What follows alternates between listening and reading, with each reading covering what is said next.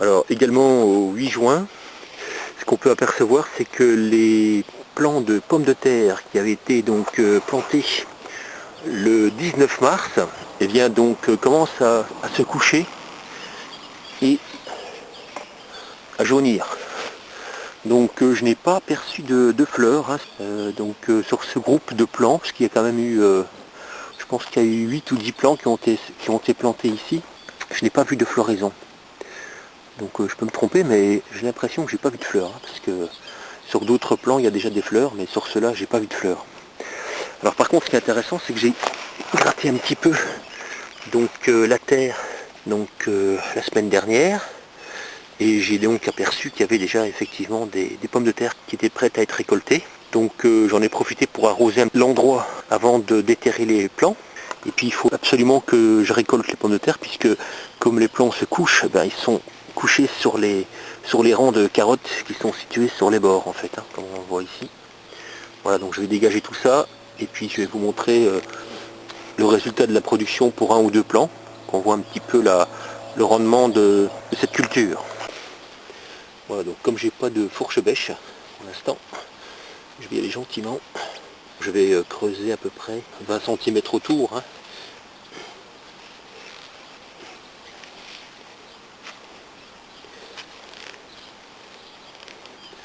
Même arracher les plants pour voir.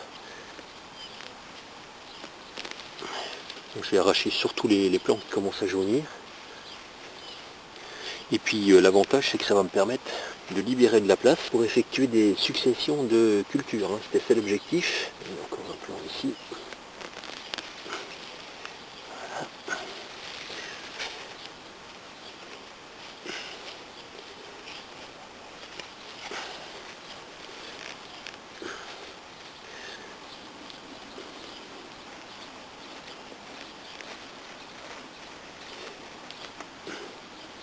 Ouais, elles sont beaucoup plus profondes, puisque j'avais creusé quand même à 30-40 cm. Alors, en voici une première. Donc c'est de calibre moyenne en fait, hein. Ouais, bah, elles sont à peu près toutes identiques. Mais bon, on voit que les peaux sont beaucoup plus fines, hein, parce qu'elles sont arrivées à maturité beaucoup plus vite.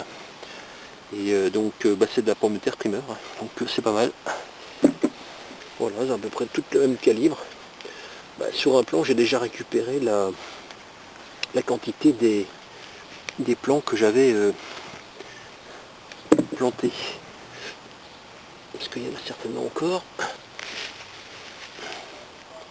Donc voilà le plan d'origine en fait, hein, on le voit bien. Donc j'avais dû mettre, oui, un plan, hein, par trou. Hop.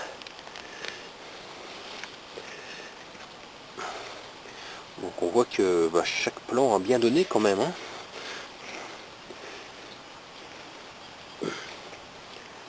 Encore une patate ici. Ouais. Oh, il y a quand même des beaux gabarits, hein. Hop. Et oui.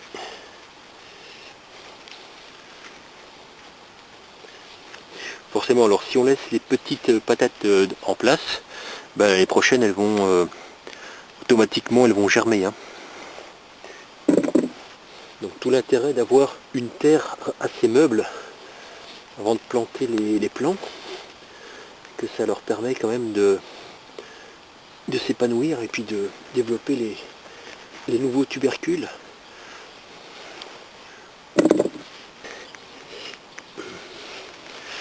Oh oui, il y en a pas mal, hein. Hop, voilà. Voilà, donc là je pense qu'on est arrivé à la fin de la récolte. Bon, donc là il reste à boucher le trou. Voilà, alors qu'est-ce que j'ai récupéré avec un plan? Alors voilà, la récolte avec un plan. Bon, c'est pas phénoménal, mais c'est quand même déjà ça, hein, puisque bon, 2, 4, et en plus les plants que j'avais mis ils étaient beaucoup plus petits.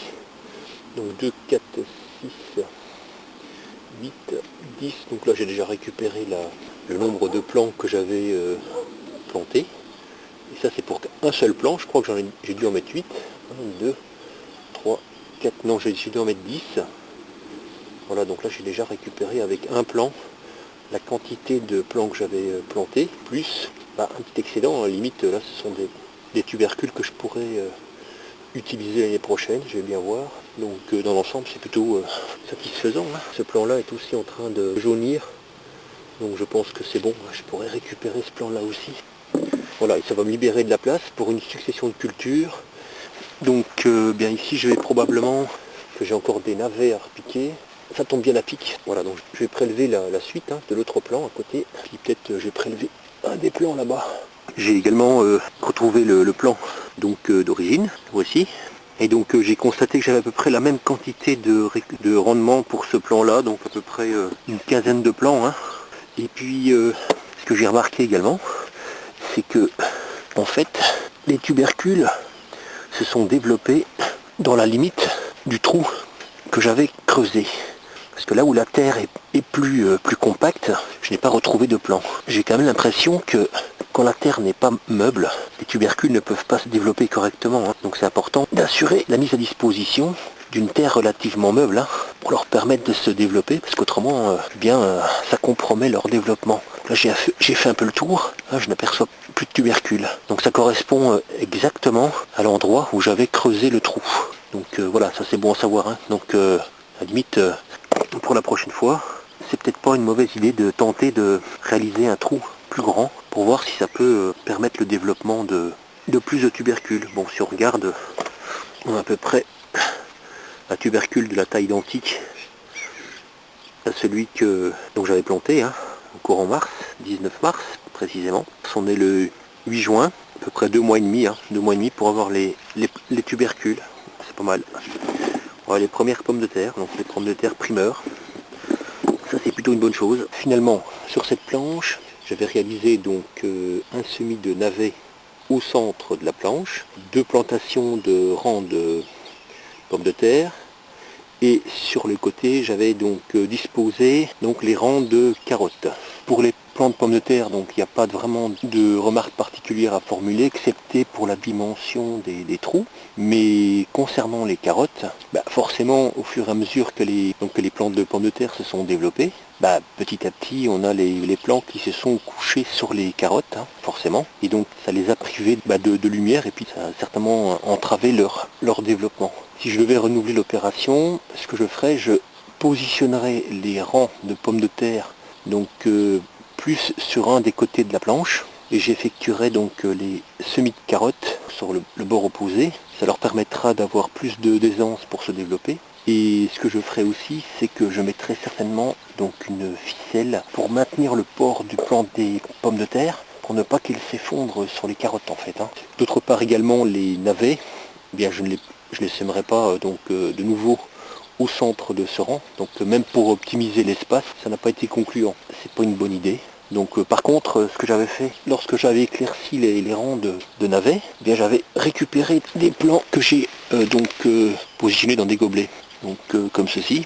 Voilà, donc maintenant je vais en profiter pour les repiquer ceux-là. Si je regarde la taille de certains navets déjà, au final, malgré le fait qu'ils aient été mis dans les gobelets, ils sont déjà plus développés que les navets qui étaient situés sur cette planche.